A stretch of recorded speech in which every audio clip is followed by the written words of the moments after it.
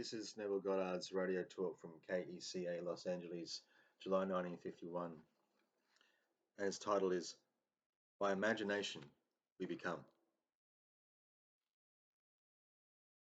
How many times have you heard someone say, "Oh, it's only his imagination"? Only his imagination. Man's imagination is the man himself. No man has too little imagination, but few men have disciplined their imagination. Imagination is itself indestructible. Therein lies the horror of its misuse. Daily, we pass some stranger on the street and observe him muttering to himself, carrying on an imaginary argument with one not present. He is arguing with vehemence, with fear, or with hatred, not realizing that he is setting in motion, by his imagination, an unpleasant event which he will presently encounter. The world, as imagination sees it, is the real world. Not facts, but figments of the imagination shape our daily lives. It is the exact and literal-minded who live in a fictitious world. Only imagination can restore the Eden from which experience has driven us out. Imagination is the sense by which we perceive the above, the power by which we resolve vision into being.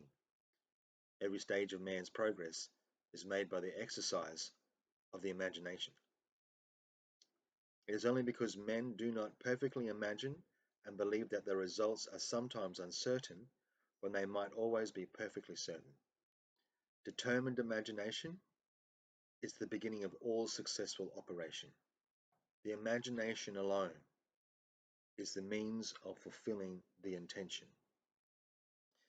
The man who, at will, can call up whatever image he pleases by virtue of the power of his imagination, least of all subjective caprice, the solitary or captive man, by intensity of imagination and feeling, affect myriads, so that he can act through many men and speak through many voices.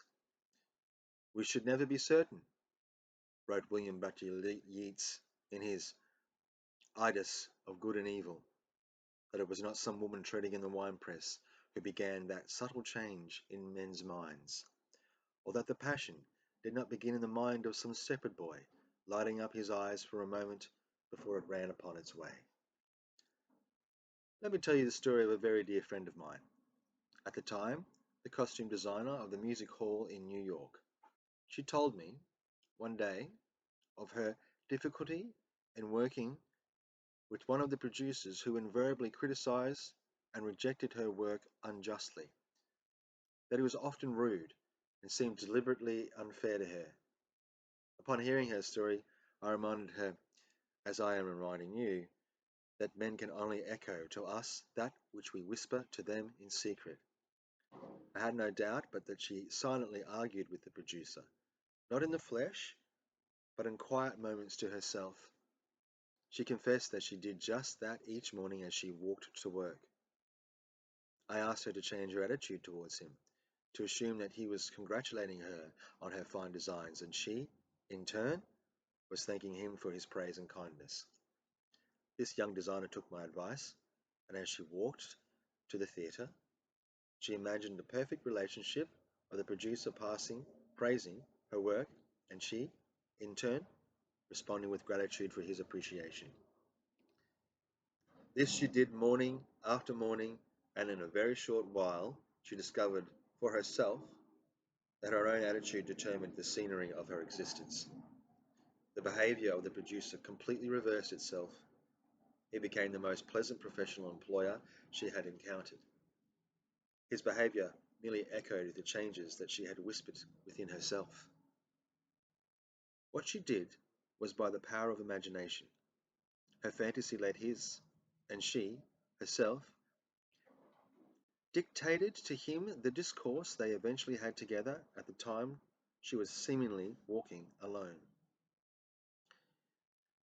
Let us set ourselves, here and now, a daily exercise of controlling and disciplining our imagination. What finer beginning than to imagine better than the best we know for a friend? There is no coal of character so dead that it will not glow and flame if but slightly turned. Don't blame, only resolve. Life, like music, can be a new setting, turn all its discourse into harmonies. Life, like music, can by a new setting turn all discords into harmonies. Represent your friend to yourself as already expressing that which he desires to be. Let us know that with whatever attitude we approach another, a similar attitude approaches us. How can we do this? Do what my friend did. To establish rapport, call your friend mentally.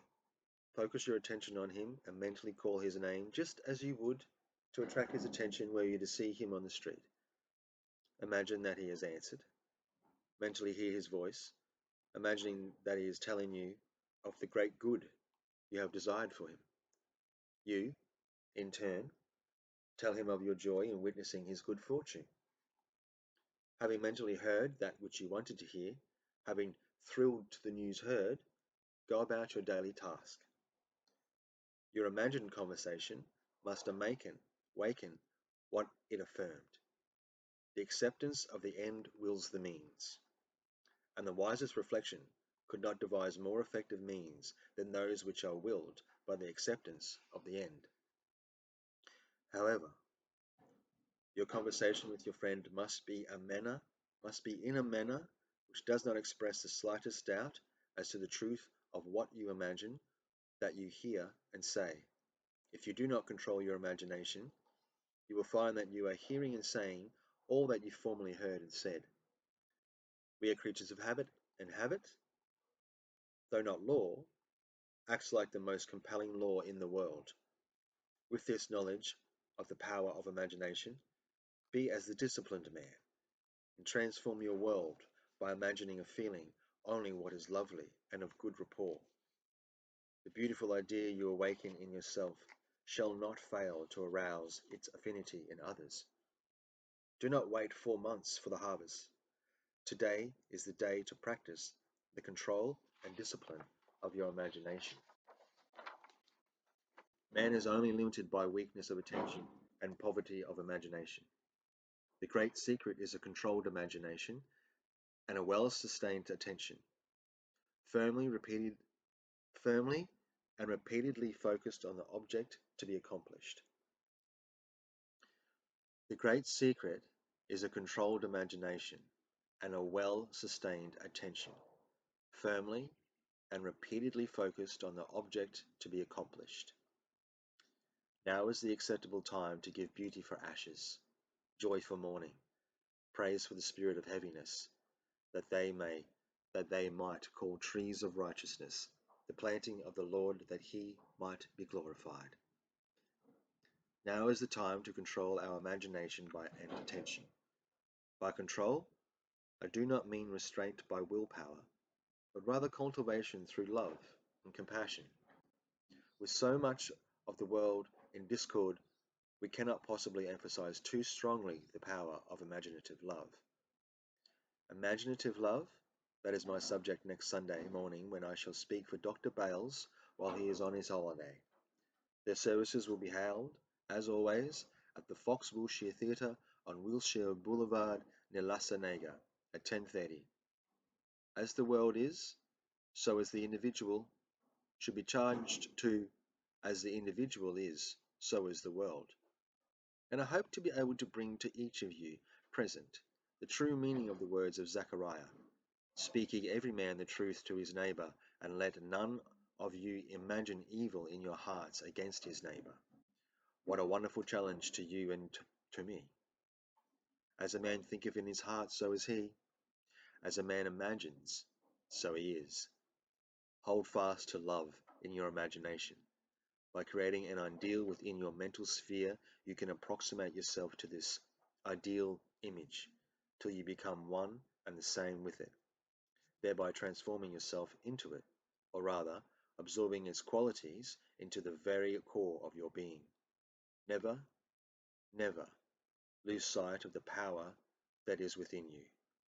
Imaginative love lifts the invisible into sight and gives us water in the desert. It builds for the soul its only fit abiding place.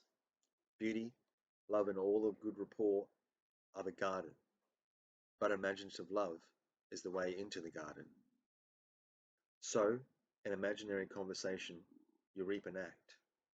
So an act, you reap a habit. So a habit, you reap a character. So a character, you reap your destiny. By imagination, we are reaping all our desires. We are all reaping our desires, whether they be good, bad, or indifferent. Imagination has full power of objective realization, and every stage of man's progress or regression is made by the exercise of imagination. I believe with William Blake, what seems to be is to whom it seems to be, and is productive of the most dreadful consequences to those to whom it seems to be, even of torments, despair, and eternal death. By imagination and desire, we become what we desire to be. Let us affirm to ourselves that we are what we imagine. If we persist in the assumption that we are what we wish to be, we will become transformed into that which we have imagined ourselves to be. We were born by a natural miracle of love, and for a brief space of time our needs were all another's care. In that simple truth lies the secret of life. Except by love, we cannot truly live at all. Our parents in their separate individualities have no power to transmit life. So, back we come to the basic truth that life is the offspring of love. Therefore, no love, no life. Thus, it is rational to say that God is love. Love is our birthright. Love is the fundamental necessity of our life. Do not go seeking for that which you are. Those who go seeking for love only make manifest their own lovelessness, and the loveless never find love. Only the loving find love, and they never have to seek for it.